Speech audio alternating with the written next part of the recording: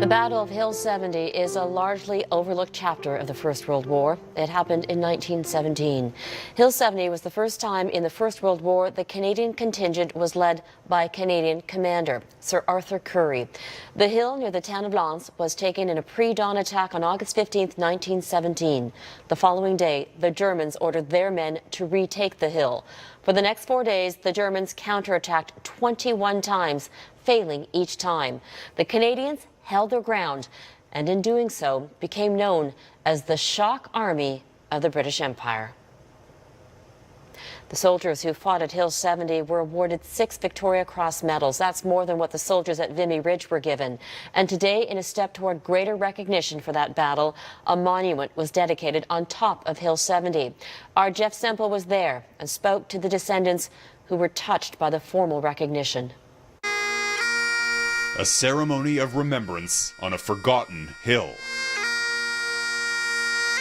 Dignitaries, including Canada's Governor-General, gathered just north of Vimy Ridge on a lesser-known battlefield, unveiling a memorial in honor of those who fought and died a century ago on Hill 70. A battle that should have been remembered much earlier in the 100 years, but justice has been done. It's recognized today as one of the great achievements. 4 months after the Battle of Vimy Ridge, Canadians were tasked with capturing the strategic French town of Lens. For the first time, the Canadian Corps was commanded by a Canadian general, Arthur Currie. His great-grandson carries his name and his medals. To stand here where 100 years ago people fought, died, and they were led by my great-grandfather, it's breathtaking. Very, very, very, very emotional.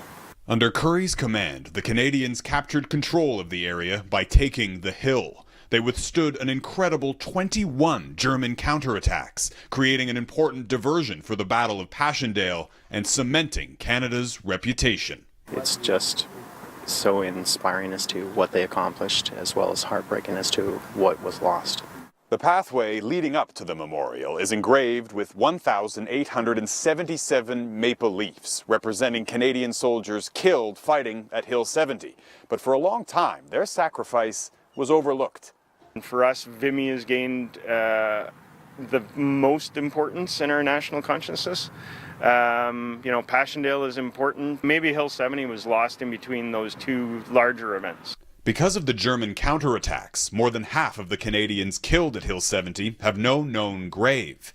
But in 2010, construction workers at this nearby hospital uncovered some of those missing remains, and Canadian forensics experts are now working to identify them. At around the same time, a non-profit group set about raising millions of dollars to pay for this monument and launch an awareness campaign involving thousands of high schools across Canada. You heard much about Hill 70? I haven't, and I think that's kind of the idea they were trying to bring across today, is that it's not very well represented in the educational system, and that it should be. Pauline Browse, whose father fought on Hill 70, says today's memorial was worth the wait. When the Governor-General was putting the wreath on behalf of all Canadians, I have to tell you, there were a few tears that went down my cheeks. It was so moving. I'm just so thankful that this is being remembered. 100 years later, a forgotten chapter of Canadian history pulled out of the shadows. Jeff Semple, Global News, Loos-en-Gohelle, France. Compared to the average Canadian soldier today, a soldier in 1917 was an inch shorter and around 15 pounds lighter.